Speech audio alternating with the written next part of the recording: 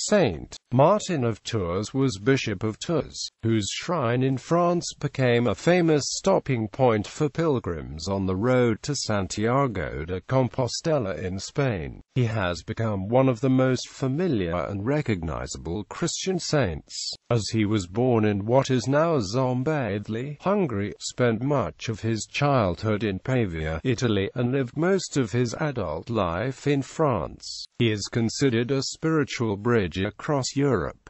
His life was recorded by contemporary, the hagiographer Sulpicius Severus. Some of the accounts of his travels may have been interpolated into his Vita to validate early sites of his cult. He is best known for the account of his using his military sword to cut his cloak in two, to give half to a beggar clad only in rags in the depth of winter. Conscripted as a soldier into the Roman army, he found the duty incompatible with the Christian faith he had adopted and became an early conscientious objector. Like Soldier Martin was born in 316 of 336 AD in Savaria in the Diocese of Pannonia. His father was a senior officer in the Imperial Horse Guard, a unit of the Roman army, later stationed at Ticinum, in northern Italy, where Martin grew up. The date of his birth is a matter of controversy, with both 316 and 336 having rationalists. At the age of 10 he attended the Christian church against the wishes of his parents, and became a catechumen. Christianity had been made a legal religion in the Roman Empire. It had many more adherents in the Eastern Empire, whence it had sprung, and was concentrated in cities, brought along the trade routes by converted Jews and Greeks. Christianity was far from accepted amongst the higher echelons of society. Among members of the army, the worship of Mithras would have been stronger, although the conversion of the Emperor Constantine and the subsequent program of church building gave a greater impetus to the spread of the religion. It was still a minority faith. As the son of a veteran officer, Martin at 15 was required to join a cavalry ala. At the age of 18, around 334 or 354, he was stationed at Ambionensium Civitatis Samaro Breva in Gaul. It is likely that he joined the Equites Cataphractrii Ambionenses, a heavy cavalry unit listed in the Notitia Dignitatum. As the unit was stationed at Milan and is also recorded at Treves, it is likely to have been part of the elite cavalry bodyguard of the emperor, which accompanied him on his travels around the empire. According to his biographer, Sulpicius Severus, he served in the military for only another 2 years, though many scholars believe that these 2 years are in fact not nearly enough to bring the account to the time when he would leave, that is, during his encounter with Caesar Julian. Martin would have been 45 years old when Julian acceded to the throne, and at the usual end of a military contract. Jacques Fontaine thinks that the biography was somewhat embarrassed about referring to long stint in the army. Such scholars hold that Martin would have remained in the army for the entirety of his prescribed 25-year term, and that, in their opinion, such service need not have obliged him to violate his Christian conscience by shedding blood on the battlefield. Regardless of whether or not he remained in the army, Sulpicius Severus reports that just before a battle in the Gallic provinces at Bourbotomagus, Martin determined that his faith prohibited him from fighting, saying, "I am a soldier of Christ. I cannot fight." Quote, he was charged with cowardice and jailed, but in response to the charge, he volunteered to go unarmed to the front of the troops. His superiors planned to take him up on the offer, but before they could, the invaders sued for peace. The battle never occurred, and Martin was released from military service. Monk and hermit, Martin declared his vocation, and made his way to the city of Caesarea, where he became a disciple of Hilary of Poitiers, a chief proponent of Trinitarian Christianity. He opposed the Arianism of the imperial court. When Hilary was forced into exile from Pictavium, Martin returned to Italy. According to Sulpicius Severus, he converted an Alpine brigand on the way, and confronted the devil himself. Having heard in a dream a summons to revisit his home, Martin crossed the Alps, and from Milan went over to Pannonia. There he converted his mother and some other persons. His father he could not win. While in Illyricum he took sides against the Arians with so much zeal that he was publicly scourged and forced to leave. Returning from Illyria, he was confronted by the Arian Archbishop of Milan Auxentius, who expelled him from the city. According to the early sources, Martin decided to seek shelter on the island then called Galinaria, now Isola d'Albenga, in the Ligurian Sea, where he lived the solitary life of a hermit. With the return of Hilary to his see in 361, Martin joined him and established a hermitage nearby, which soon attracted converts and followers. The crypt under the parish church reveals traces of a Roman villa, probably part of the bath complex, which had been abandoned before Martin established himself there. This site was developed into the Benedictine Liguori Abbey, the oldest monastery known in Europe. It became a center for the evangelization of the country districts. He traveled and preached through Western Gaul. The memory of these apostolic journeyings survives to our day in the numerous local legends of which Martin is the hero and which indicate roughly the routes that he followed. Bishop in 371, Martin was acclaimed Bishop of Tours, where he impressed the city with his demeanor. He had been drawn to Tours by a rose. He was urged to come to minister to someone sick, and was brought to the church, where he reluctantly allowed himself to be consecrated bishop. According to one version, he was so unwilling to be made bishop that he hid in a barn full of geese, but the cackling at his intrusion gave him away to the crowd. That may account for complaints by a few that his appearance was too disheveled to be commensurate with a bishopric, but the critics were hugely outnumbered. As bishop, Martin set to enthusiastically ordering the destruction of pagan temples, altars and sculptures. Scholars suggest the following account may indicate the depth of the Druidic folk religion in relation to the veneer of Roman classical culture in the area. In a certain village he had demolished a very ancient temple, and had set about cutting down a pine tree, which stood close to the temple. The chief priest of that place, and a crowd of other heathens began to oppose him, and these people, though under the influence of the Lord, they had been quiet while the temple was being overthrown, could not patiently allow the tree to be cut down. Sulpicius affirms that Martin withdrew from the city to live in Marmoutia, the monastery he founded, which faces Tours from the opposite shore of the Loire. Recent excavations under the abbey church have revealed the traces of a Roman posting station beside the main Roman road along the north bank of the Loire, which seems to have been the original dwelling for the community. The caves on the site are post-Roman and are probably the result of quarrying the Coto for the Romanesque abbey buildings.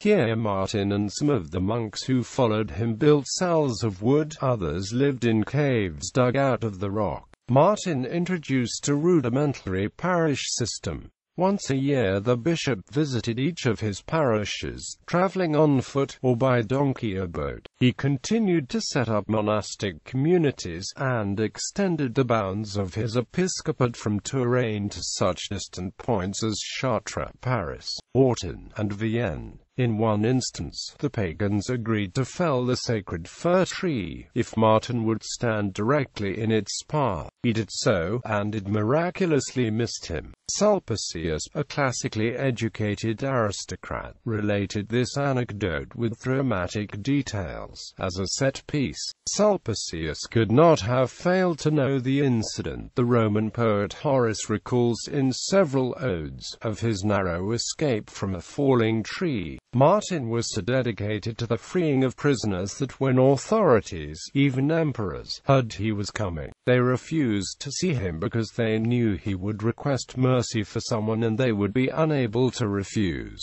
On behalf of the Priscillianists, the churches of other parts of Gaul and in Spain were being disturbed by the Priscillianists, an ascetic sect named after its leader, Priscillian. The First Council of Saragossa had forbidden several of Priscillian's practices, but Priscillian was elected Bishop of Avila shortly thereafter. Eustathius of Ossonoba appealed to the Emperor Gratian, who issued a rescript against Priscillian and his followers.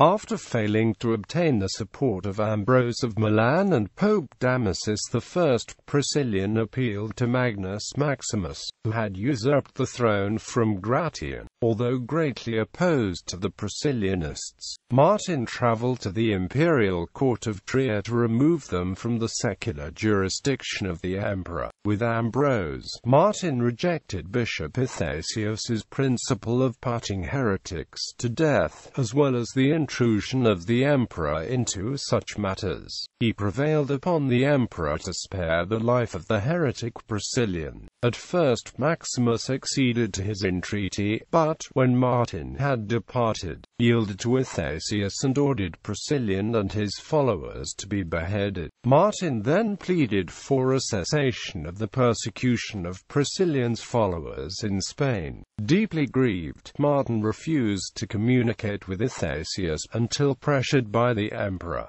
Martin died in Candes, St.Martin, Gaul in 397. The Abbey of Marmoutia. The Abbey of Marmoutia was a monastery just outside today's city of Tours in Indre-et-Loire, France, established by Martin around 372.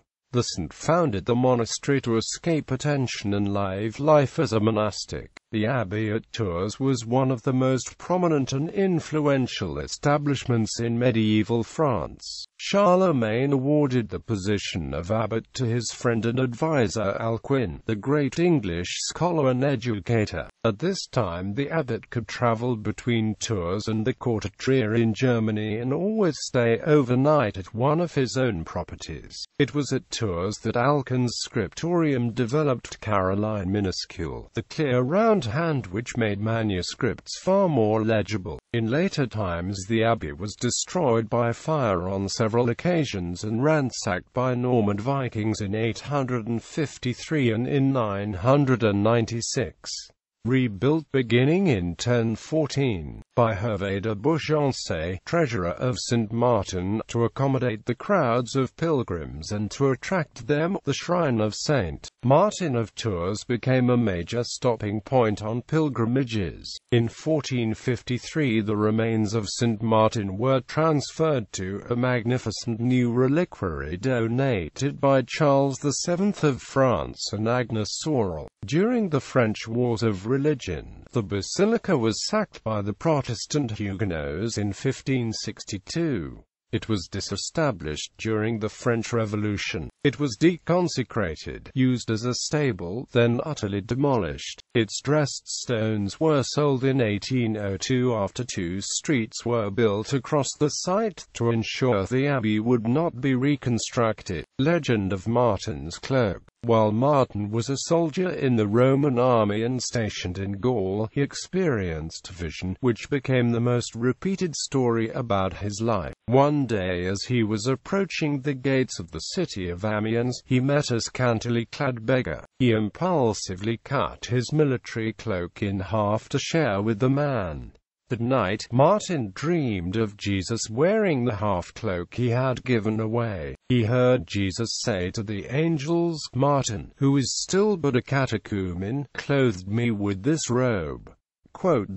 In another version, when Martin woke, he found his cloak restored to wholeness. The dream confirmed Martin in his piety, and he was baptized at the age of 18. The part kept by himself became the famous relic preserved in the oratory of the Merovingian kings of the Franks at the Marmont-Abbey near Tours. During the Middle Ages, the supposed relic of St. Martin's miraculous cloak was carried by the king even into battle, and used as a holy relic upon which oaths were sworn. The cloak is first attested in the royal treasury in 679, when it was conserved at the Palatium of Les Ushers, a royal villa that was later ceded to the monks of St. Denis by Charlemagne in 798-99. The priest who cared for the cloak in its reliquary was called a capellanu, and ultimately all priests who served the military were called capellani. The French translation is chapelains, from which the English word chaplain is derived. A similar linguistic development took place for the term referring to the small temporary churches built for the relic. People called them a cappella, the word for a little cloak. Eventually, such small churches lost their association with the cloak, and all small churches began to be referred to as chapels. Hagiography. The early life of St. Martin was written by Sulpicius Severus, who knew him personally. It expresses the intimate closeness the 4th-century Christian felt with the devil in all his disguises, and has many accounts of miracles. Some follow familiar conventions, casting out devils, raising the paralytic and the dead.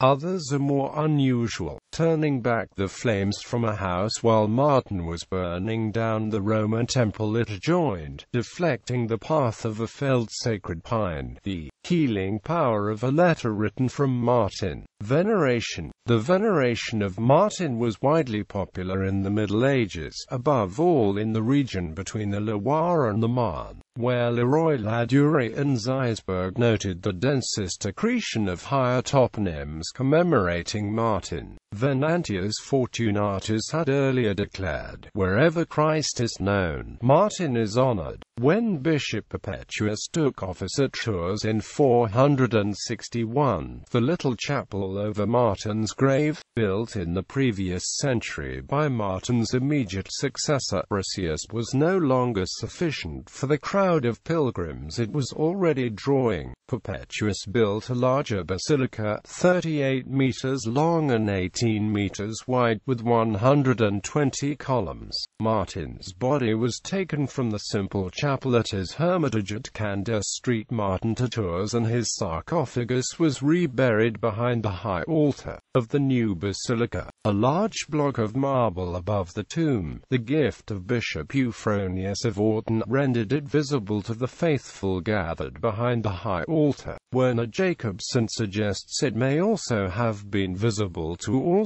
pilgrims encamped in the atrium of the basilica. Contrary to the usual arrangement, the atrium was sited behind the church, close to the tomb in the apse, which may have been visible through a fenestrella in the apse wall. St. Martin's popularity can be partially attributed to his adoption by successive royal houses of France. Clovis, king of the Salian Franks, one of many warring tribes in 6th-century France, promised his Christian wife Clotilda that he would be baptized if he was victorious over the Alemanni. He credited the intervention of St. Martin with his success, and with several following triumphs, including the defeat of Alaric II. The popular devotion to St. Martin continued to be closely identified with the Merovingian monarchy. In the early 7th century, Dagobert I commissioned the goldsmith St. Eligius to make a work in gold and gems for the tomb shrine. The Bishop Gregory of Tours wrote and distributed an influential life filled with miraculous events of St. Martin's career. Martin's cultus survived the passage of power to the successors, the Carolingian dynasty. Revival of the popular devotion to St. Martin in the Third Republic. Excavations and rediscovery of the tomb in 1860. Excavations by Leo Dupont established the dimensions of the former abbey and recovered some fragments of architecture. The tomb of St. Martin was rediscovered on December 14, 1860, which aided in the 19th century revival of the popular devotion to St. Martin. After the radical Paris Commune of 1871, there was a resurgence of conservative Catholic piety, and the Church decided to build a basilica to St. Martin. They selected Victor Laloux as architect. He eschewed Gothic for a mix of Romanesque and Byzantine, sometimes defined as Neo-Byzantine. The new Basilica St. Martin was erected on a portion of its former site, which was purchased from the owners. Started in 1886, the church was consecrated the 4th of July 1925. Franco-Prussian War. Scholars believe that Martin's renewed popularity was related to his association as a military saint during the Franco-Prussian War of 1870–1871. During the military and political crisis of the Franco-Prussian War, Napoleon III's Second Empire collapsed. After the surrender of Napoleon to the Prussians after the Battle of Sedan in September 1870, a provisional government of national defense was established, and France's Third Republic was proclaimed. Paris was evacuated due to the advancing enemy, and for a brief time, Tours became the effective capital of France. St. Martin was promoted by the clerical right as the protector of the nation against the German threat. Conservatives associated the dramatic collapse of Napoleon III's regime as a sign of divine retribution on the irreligious emperor. Priests interpreted it as punishment for a nation led astray due to years of anti-clericalism. They preached repentance and a return to religion for political stability.